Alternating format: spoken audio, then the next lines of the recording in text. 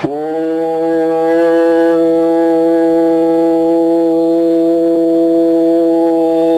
ஈஸ்வரா குருதேவா. இந்த தியானத்தில் நாம் எடுத்துக்கொண்ட நிலைகள், நாம் குடும்பத்தில் கணவனும் மனைவியும் ஒன்று சேர்த்து அந்த உணர்வின் வலிமை சேர்க்க நாம் இதே போல நாம் இப்போ இயங்கி ஒவ்வொரு குடும்பத்திலும் பொதுவாக கணவனும் மனைவியும் எந்த அளவு ஒன்று சேர்த்து வருகிறார்களோ அது சொர்க்கலோகத்தை மாற்றும் தன்மை வருகின்றது. ஒவ்வொரு குடும்பத்தில் சந்தர்ப்பத்தில் அடிக்கடி வேதனை என்ற உணர்வுகள் உருவாக்கிவிட்டால் நரகலோகத்தை தான் சந்திக்கிறேன். நாம் எடுக்கும் வேதனைகளின் உணர்வுகள் நமக்கு பாதுகாக்கும் உணர்வை அற்றுவிடுகின்றது. பின்பால் என்ற நிலைகளில் நம்முடன் இணைந்து சேர்த்தால்தான் நம்முடைய எண்ணங்களும் ஒன்று சேர்த்து அந்த உயர்ந்த எண்ணங்களை உருவாக்க இது உதவும். அது இல்லாதபடி சில குடும்பங்களில் அடிக்கடி சஞ்சலமும் வெறுப்பும் வேதனையும் அழுகையும் வேதனையும் போன்ற நிலையில் தான் வருகின்றது. ஆக அரவணைக்கு தன்மைகள் இருவருக்குமே வந்தாக வேண்டும்.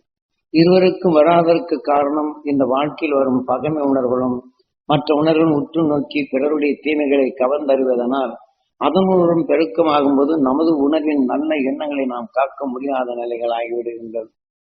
ஆகையினால் இதை ஒவ்வொருவரும் நாம் எடுத்துக்கொண்ட இந்த தியானத்தின் வலுகொண்டு அந்த குடும்ப பற்றும் கணவனும் மனைவியும் ஒன்று சேர்த்து வாழ்ந்து வேண்டும் என்பது அந்த உணர்வின் வலிமை நமக்குள்ளும் கிடைக்கின்றது. நாம் எண்ணி அனைவருக்கும் அதை பெற வேண்டும் என்ற உணர்வின் வலுவும் கிடைக்கின்றது. இதே போல் அந்த குடும்பங்களில் ஒன்று சேர்த்து வாழ்ந்திடும் அந்த அருள் சக்திகளை நாம் பெற செய்த வேண்டும். உங்களுக்கு நாம் பெற வேண்டும் என்று எண்ணும் போது சாதாரணமாக நாம் மனம் இயங்கி நாம் செயல்படுத்த வேண்டும் என்றால் அதை எளிதில் செய்ய முடியும்.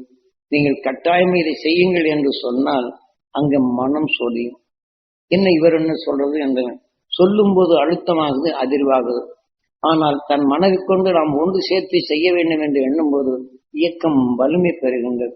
இதெல்லாம் சந்தர்ப்பத்தை ஒரு குழந்தைய நீ அதை நம்ம நண்பர்களா போகும்போது இப்படி இருக்குது, அவரே செய்யறாரு, நாம் செய்யணும் வேண்டும்னா அங்க மகிழ்ச்சி வரும். நீங்க இருங்க நான் செய்யறேன்னு சொல்லுவாங்க.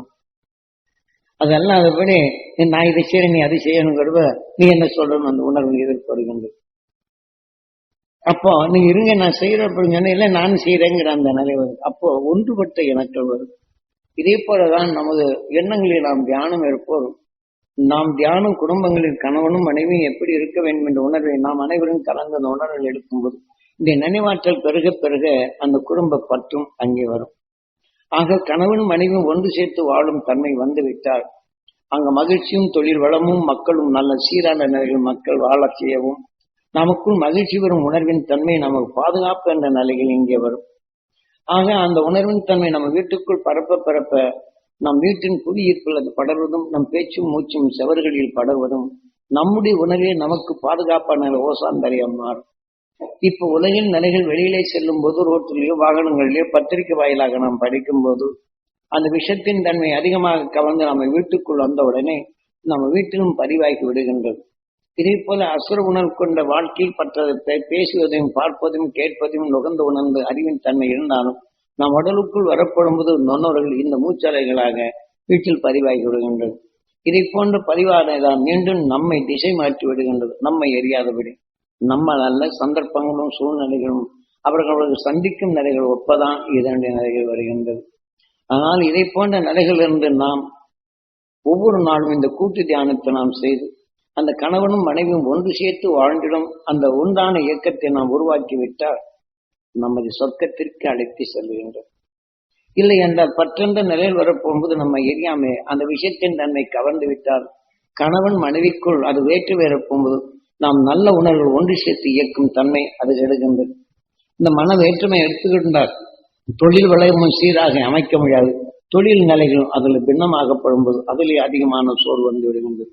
ஆக தொழில் வழியில் பின்னமாகும் போது நம்முடைய சோர்வு உணர்வுகள் நம் குழந்தை பக்கம் பாய்ச்சப்படும் போது அந்த குழந்தைகள் நம்மை விட்டு பிரிந்து செல்லும் நிலைகளும் ஒன்று சேர்த்த நிலைகள் இல்லாது போய்விடுகின்றன. இதை போன்ற நிலைகள் எல்லாம் நாம் விடுபடுவதற்குத்தான். ஏனென்றால் நம்ம சொல்லிட்டு வரோம், என்னன்னே தெரியாது. அது மீண்டும் உங்களை விளக்கம் சொல்லி இதை போன்ற நீங்கள் நண்பர்களுக்கு இத்தகைய குடும்பத்தில் ஒன்று சேர்த்து வாழும் உணர்வை நாம் முயற்சி எடுக்கணும். முயற்சி இருந்தால் நாம் எழ முடியும். ஒரு கட்டடம் கட்ட வேண்டும் என்றால் நாம் மேலுபள்ளத்தை சமப்படுத்தி தான் கட்டுகின்றோம்.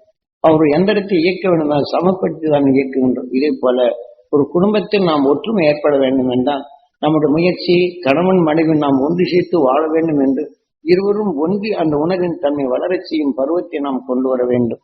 அப்படி கொண்டு வந்தால்தான் இந்த குடும்பத்தில் ஒரு சிக்கலை நீக்க முடியும். இது நோக்கி வரும் சில தீமைகளை நாம் அகற்ற முடியும். அந்த அகற்ற முடியும். ஒன்றுபட்டு வாழும் தன்மையும் எத்தகைய நிலைகள் இருந்தாலும் அது வெல்லும் சக்தி வருகின்றது. ஏனென்றால் பெண்களின் உணர்வுகள் ஒன்று, அந்த கணவனின் உணர்வு ஒன்றி வாழ்ந்தால் யமனிடம் இருந்து சாவித்திரி தன் கணவனை மீட்டினார். ஆக ஒன்றுபட்ட உணர்வு என்பது தீமை என்ற உணர்வு நமக்குள் வந்து குடும்பத்தில் பிரிக்கும் நிலைவோ அல்லது நோயாக வேதனை என்று மனைவி இப்படி இருக்கிறது என்றால் அடுத்தவர்கள் சொல்லும் வேதனையான உணர்வு நமக்கு ஊடுருவி நமக்கு அதீதமான நிலைகளை தீவை விளைத்து அதுவே நோயாக மாற்றிவிடும்.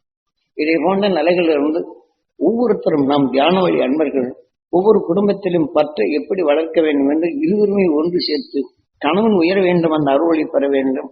ஆக மனைவி அந்த அருள்வழி பெற வேண்டும். எங்கள் இருமனமும் இருளை அகற்றிடும் அந்த அருள் சக்தி பெற வேண்டும் என்ற உணர்வினை நாம் எண்ணுதல் வேண்டும். அவ்வாறு எவர் ஒரு குடும்பத்தில் செய்கின்றனோ அவருடைய தொழில்கள் உயர்வு கிடைக்கும், அவர்கள் குடும்பத்தில் அமைதி கிடைக்கும். ஆக குழந்தைகள் ஞானத்தை பெறும், நம்முடைய சொல் நாம் வியாபாரத்தை பெறும், நம்முடைய செயல்களும் பயிரினங்களோ மற்ற நிலைகளோ நாம் விதைத்தால் அது சீராக அமையும். இருவருமே சேர்த்து இந்த உணர்வினை எண்ணி வைத்தால் அந்த தீமைகள் அகற்றும் சக்தி வரும். இது ஒவ்வொருவரும் இந்த நம்ம தியான வழி அன்பர்கள் இது முதலில் நீங்கள் நிரூபித்து காட்ட வேண்டும். குரு கொடுத்த அருளின் உணர்வை உங்களுக்குள் பிறக்கச் செய்து அந்த உணர்வின் தன்மை அது மற்ற நண்பர்களிடத்தில் பேசும்போதும் இதை போன்ற உணர்வுகளை நீங்க ஊற்றி கூட்டு தியானங்கள் இதை போல வற்புறுத்தி இணைந்து வாழும் உணர்வை செய்தால் ஆக அந்த அருள் ஒளியின் உணர்வை உருவாக்கப்படும் போது இந்த உணர்வின் கரு தீமைகளை அகற்றும் தன்மை வரும்.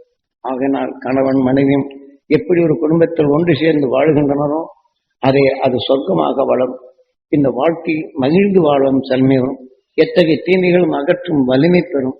ஆகவே நீங்கள் ஒவ்வொருவரும் இந்த கூட்டு தியானத்தின் அருமையை மற்றவர்களுக்கு எடுத்துச் சொல்லும். இதை நீங்கள் பின்பற்றி அந்த உணர்வின் வலிமையை வளர்த்துக் கொள்ளும். எத்தகைய நோய் இருந்தாலும் மாற்றி விடலாம். ஆக எத்தகைய தீமையை நமக்குள் புகாத தடுத்து விடலாம். நமது வாழ்க்கையில் மகிழ்ச்சி என்ற உணர்வு வந்துவிடும். ஆக வராகன் எப்படி தீமைகளை நீக்கி அந்த நல்ல உணர்வை எடுத்ததோ இதே போல தீமை என்ற நிலைகளை நீக்கிவிட்டு உணர்வு என்றும் ஏகாந்த நிலை கொண்ட நாம ஏகாதசி எருந்தி பகமை உணரப்படி ஒளியின் உணர்வாக மாற்றிக்கொள்ளும் இந்த உணர்வின் தலைமுறை. இந்த வாழ்க்கையை நீங்கள் ஒவ்வொருவரும் இந்த இதை நீங்கள் செயல்படுத்தும். ஏனென்றால் இதை காலை நேரத்தில் உங்களுக்கு இது பதிவு செய்யும்போது அந்த துருவ நட்சத்திரத்தின் உணர்வுகள் உங்களுக்கு பெறும். மற்ற நேரங்களில் உபதேசிப்பதை காட்டிலும் இந்த நேரங்களில் இது உங்களுக்குள் பதிவாக்கப்படுவது நினைவாக்கி அந்த அரும்பெரும் சக்தி உங்களுக்குள் வளரவும் உங்களை காத்துக்கொள்ளவும் இது உதவும்.